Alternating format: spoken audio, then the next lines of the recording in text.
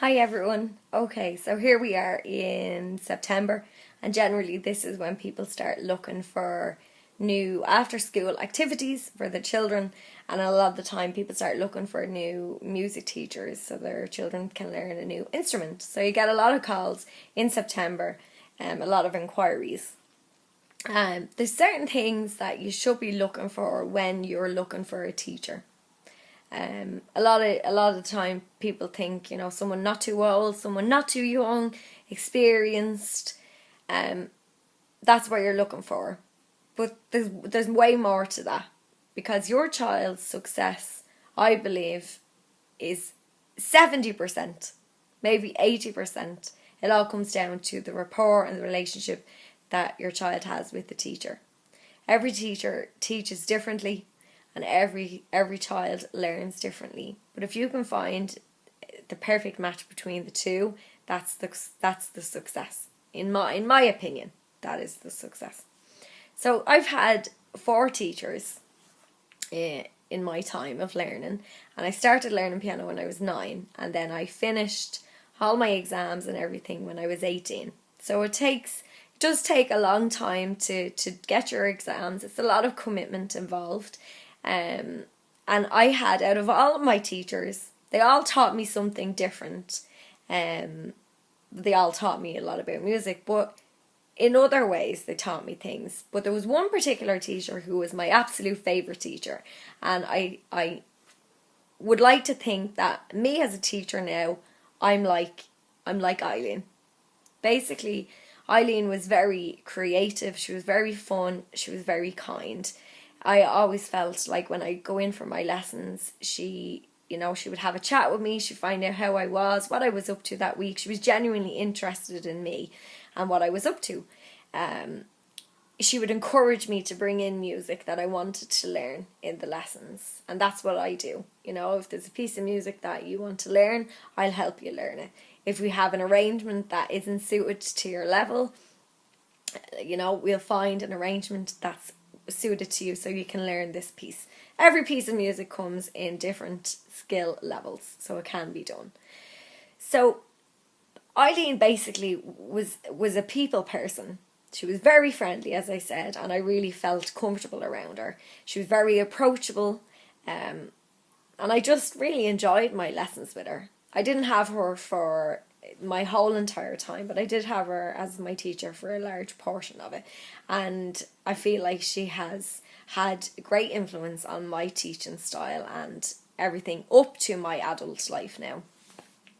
So the things that I think that people should be looking for are basically just a couple of things. So you want a teacher who can vary the routine. So you're looking for a teacher who's using materials that are up to date, they're contemporary, they're fresh and modern, and they're enjoyable to learn from. Some teachers are, teaching using books that they learned from themselves, and that doesn't work. You have to move with the times, and you have to be prepared to be flexible to do so. So does your teacher have a studio policy? How rigid is she to the policy? If you need a makeup lesson for whatever reason, does the teacher provide makeup lessons or does she not? These are questions that you need to ask. Does the teacher have a sense of humour? Sense of humour is so important when dealing with children. You have to have a sense of humour, no doubt about it. So how friendly is the teacher?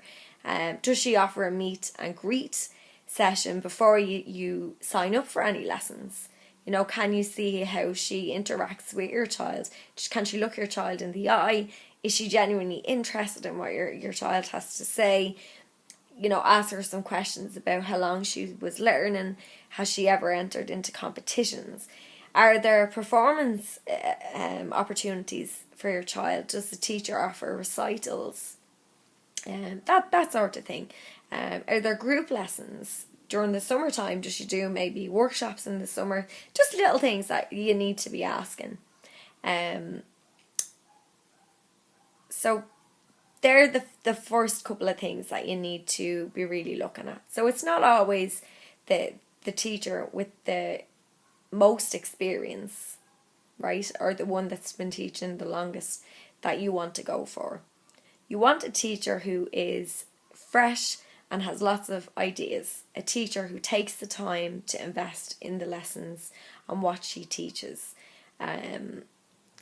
You know, how open is she for research and things like that. Like, you want to make sure that she's researching new ideas, because a teacher that may have years and years and years of experience may be tired, may be exhausted, but a newer teacher will have the interest and basically the want to go out and find ideas to inspire your child to want to learn more.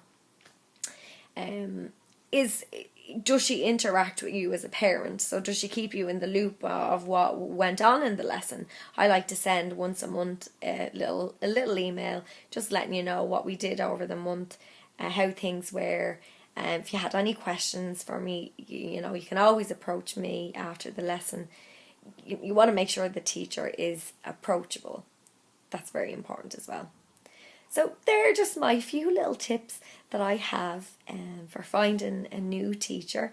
If you're looking and you think that you found one, and you possibly go for a meet and greet, you start the lessons and you feel like it's not working, your child isn't happy, start your search again, because you have to go with your gut feeling. And although it does take a bit of time to build up a little bit of a relationship, you generally know quite soon if your child is happy or not, and that is the most important thing, that your child is happy and enjoying the lessons. So anyway, that's my little tip. I hope you all have a lovely weekend, happy Friday, and good evening.